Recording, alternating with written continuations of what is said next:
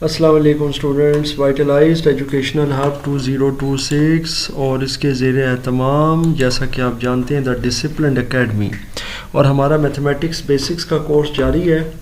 और इस सिलसिले का अब हमारा जो लेक्चर है वो है रेसिप्रोकल्स, या ज़ाहिर है कि जिसको हम कह सकते हैं मल्टीप्लिकेटिव इन्वर्स। सो ये जनाब मैथमेटिक्स बेसिक्स का एक बहुत अहम कोर्स है जिसमें हम रेसिप्रोकल्स और मल्टीप्लिकेटिव इन्वर्स को सीखेंगे। अब जनाब रेसिप्रोकल और मल्टीप्लिकेटिव इन्वर्स क्या चीज़ है, क्योंकि ये आप लोग अपने क्लास 9 और क्लास 10 में मुतअद्दिद एक्सरसाइजेज में हल करेंगे, इनको यूज़ करेंगे और हमें बहुत बार इससे वास्ता पड़ता है। फ्रैक्शंस के अंदर हमें वास्ता पड़ता है, लेकिन हम अक्सर औकात इसको कंफ्यूज कर जाते हैं कि ये रेसिप्रोकल जो है या फ्रैक्शन जो है ये आया एक ही चीज़ है। तो ऐसा नहीं होता। बेसिकली रेसिप्रोकल एक अलग फिनोमेना है। रेसिप्रोकल अब क्या होता है इसको समझ लेते हैं। लेट सपोज हमारे पास एक नंबर है, कोई भी नंबर ले लें या डिजिट ले लें। वैसे तो ये डिजिट है क्योंकि ये सिंगल है और ये 2 डिजिट्स पर मबनी नहीं है, लेकिन इसको आप नंबर भी कह सकते हैं क्योंकि ये एक ही डिजिट पर मबनी है। तो मैं कहता हूँ चलें जी कोई भी आप नंबर बोलें, तो आपने कह दिया जी चलें 5 है। हाउएवर ये एक सिंगल डिजिट है। इसी तरह एक और आ गया हमारे पास, ये एक अल्फ़ाबेट है जो कि है ए। सिमिलरली हमने दिखा x जो कि ज़ाहिर है मैथमेटिक्स के अंदर अननोन वैल्यू के तौर पर यूज़ होता है। इसके अलावा जी हमारे पास लेट सपोज एक नेगेटिव नंबर आ गया -15, ये नंबर है। जैसे कि ये डिजिट है तो आप इसको नंबर का भी एक एग्जांपल को हम जो है ना वो इंक्लूड कर लेते हैं। तो अब ये हमारे पास कुछ फिगर्स आ गए हैं जी। अब इनके हमने सबसे पहले ये देखना है कि इनकी हैयत क्या होती है, इनकी हालत या इनकी शेप क्या होती है। ये अब आपने जहन में रखना है कि ये 4 एग्जांपल्स कौन कौन सी। अब इन्हीं का मैं आपको एग्जैक्टली पहले बताता हूँ कि आया ये इसी तरह होते हैं सिंपल या रेसिप्रोकल होते हैं। देखें कोई भी नंबर, कोई भी डिजिट जैसा अभी मैंने दिया है, तो वो अगर लेट सपोज ये 5 है तो उसके नीचे बाय डिफ़ॉल्ट 1 होगा। ये जो एरिया होगा ना, ये हिस्सा नीचे वाला डिनोमिनेटर वाला, ये सबका सेम होगा। अगर किसी के नीचे कोई डिनोमिनेटर नहीं है तो ये भी आप देख सकते हैं, ए के नीचे 1 है, एक्स के नीचे कुछ नहीं था तो एक्स के नीचे भी 1 है। और सिमिलरली अगर आप देखें तो -15 के नीचे भी 1 है। इससे होगा ये स्टूडेंट्स कि आप इसको इस तरह भी लिख सकते हैं, सिंपल 5 भी लिख सकते हैं या a लिख सकते हैं, x लिख सकते हैं या -15 लिख सकते हैं, कोई मसला नहीं है। लेकिन इनके नीचे जो 1 होता है वो बहरहाल मौजूद होता है, लेकिन चूंकि 1 होता है तो फिर 1 हम लिखते नहीं है, क्योंकि किसी भी नंबर को अगर आप 1 से डिवाइड करें तो वही नंबर आता है। अब आप कैलकुलेटर के ऊपर 5 को 1 से डिवाइड करें तो 5 रहेगा, a को 1 से डिवाइड करें तो a रहेगा। सो ये कोई ऐसा इशू नहीं है। आई एम श्योर आपको ये चीज़ समझ आ रही है कि ये सिंपल डिजिट्स और नंबर हैं। अब इसी के रेसिप्रोकल चेक कर लेते हैं। रेसिप्रोकल का मतलब ये होता है कि जब आप एक डिजिट या नंबर को लेंगे और उसको उल्टा कर देंगे। अब आपने लेट सपोज यही लेना है, ये ओरिजिनली 5 है लेकिन हम इसको 5/1 लिखते हैं क्योंकि बाय डिफ़ॉल्ट इसके नीचे 1 है। तो फिर जब हम रेसिप्रोकल लेंगे तो हम इसको उल्टा कर देंगे, यानी फ्लिप।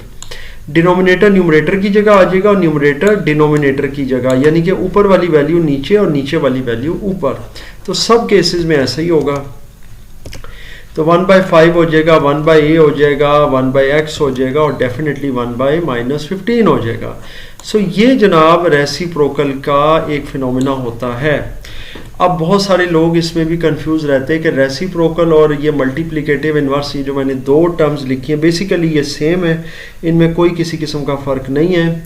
दोनों का यानी काम और दोनों की जो एक लेआउट या प्रेजेंटेशन है वो सेम होती है। अब हम देखते हैं कि ये मेरे पास एक सिचुएशन है 1/a। अब ये जो 1/a है ना, ये फ्रैक्शन फॉर्म में मुझे नज़र आ रही है और इसके साथ मैं इसको यूँ भी लिख सकता हूँ a और इन्वर्स, क्योंकि अगर यही a मैं ऊपर लेकर जाता हूँ, मैथ में आपको पता होगा जब हम नीचे से ऊपर लेके जाते हैं तो उसका ये जो एक्सपोनेंट होता है ना, ये नेगेटिव हो जाता है। चूँकि इस a के ऊपर कोई पावर नहीं है तो इसके ऊपर 1 है, जब यही ऊपर जाएगा तो -1 हो जाएगा, सिंपल। इसी तरीके से अगर आपके पास है 1/x तो अगेन आपको पता है x के ऊपर कोई पावर नहीं है तो 1 है, और जब ये ऊपर जाएगा तो ये इन्वर्स हो जाएगा, -1 हो जाएगा, तो ये हो जाएगा x इन्वर्स या x raise to the power -1। आप इसमें कुछ भी पढ़ सकते हैं। सो ये एक रेसिप्रोकल की एग्जांपल है। इसको इसी तरह अगर आप मल्टीप्लाई कर दें इसी के साथ, क्योंकि मैंने इससे पहले भी चीज़ आपको बताई, अभी डेफिनेशन में मज़ीद क्लियर कर देता हूँ कि रेसिप्रोकल वही होता है कि जो ओरिजिनल नंबर के साथ मल्टीप्लाई किया जाए तो फिर वो डिलीट हो जाता है, ख़त्म हो जाता है। मिसाल के तौर पे 1/a है और ये a इन्वर्स से जब मल्टीप्लाई होगा तो ये पूरे का पूरा कट जाएगा और जवाब सिर्फ 1 आ जाएगा।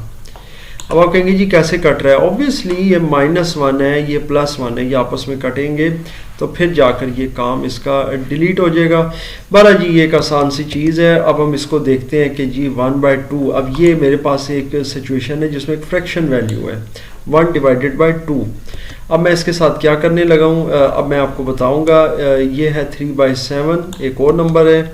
इसी तरह सिमिलरली मेरे पास है b/c, और अब देखते हैं कि जनाब इनके साथ में क्या कर सकता हूँ। 2/a ज़ाहिर है 2/1 होता है, अगर 1/2 है तो ज़ाहिर है वो फ्लिप होगा, 2/1 रह जाएगा, और फिर ये किसके इक्वल हो जाएगा? ये हो जाएगा 2 के, क्योंकि ज़ाहिर है 1 को हम नहीं लिखते, नीचे अगर हो तो हम इसको सिंपल 2 ही लिख सकते हैं। तो ये बेसिकली याद रखें कि 2 जो है वो 1/2 का रेसिप्रोकल है, यानी हमारे पास ओरिजिनल जो था नंबर वो था 1/2 और इसका जो रेसिप्रोकल आया वो आ गया 2, क्योंकि ये 2/1 हुआ और 2/1 में आपको पता है 1 नीचे लिखना ज़रूरी नहीं होता, तो 2 भी हम कर सकते हैं।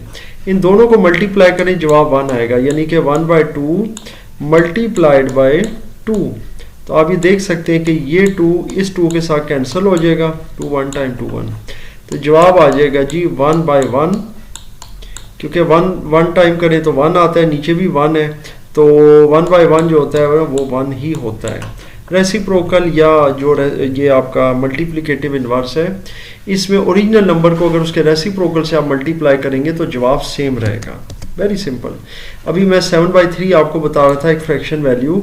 अब इसका रेसिप्रोकल आपको पता है क्या होगा, ये नीचे वाली वैल्यू ऊपर चली जाएगी, यानी डिनोमिनेटर न्यूमरेटर की जगह ले लेगा और न्यूमरेटर डिनोमिनेटर की जगह ले लेगा, तो ये हो जाएगा 3/7।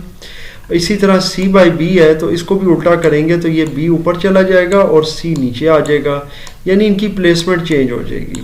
देख लेते हैं जी इसको एग्जांपल में। अब एक फैक्ट ले लेते हैं कि जब हम मल्टीप्लाई करते हैं ओरिजिनल नंबर को उसके रेसिप्रोकल से तो रिजल्ट हमेशा 1 आता है। ये चीज़ मैं आपको भी बता चुका हूँ। तो चलिए जी अब इसको देखते हैं।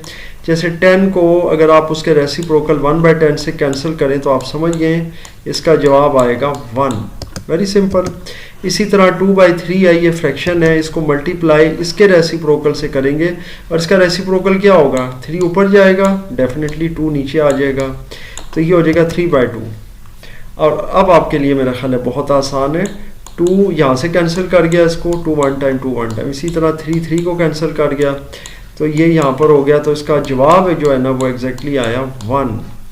सो ये जनाब रेसिप्रोकल या मल्टीप्लिकेटिव इन्वर्स के बारे में एक छोटा सा लेक्चर था, और मैंने ये सिलसिला बेसिक्स का इसी वजह से शुरू किया है ताकि 9th क्लास और 10th क्लास के जो अब फ्रेश बच्चे हैं इस साल के, और इनफैक्ट जो कुछ सप्लीमेंट्री या वो इम्प्रूवमेंट के हवाले से भी काम कर रहे हैं, तो उनकी बेसिक्स ठीक हों, क्योंकि जब तक आपकी बेसिक्स ठीक नहीं होंगी आप मैथमेटिक्स को या फिज़िक्स को अच्छे तरीके से नहीं समझ सकते, क्योंकि महज सवालों का रट्टा लगाने से कभी भी जो है ना आप कामयाब नहीं होते एक्सरसाइजेज में।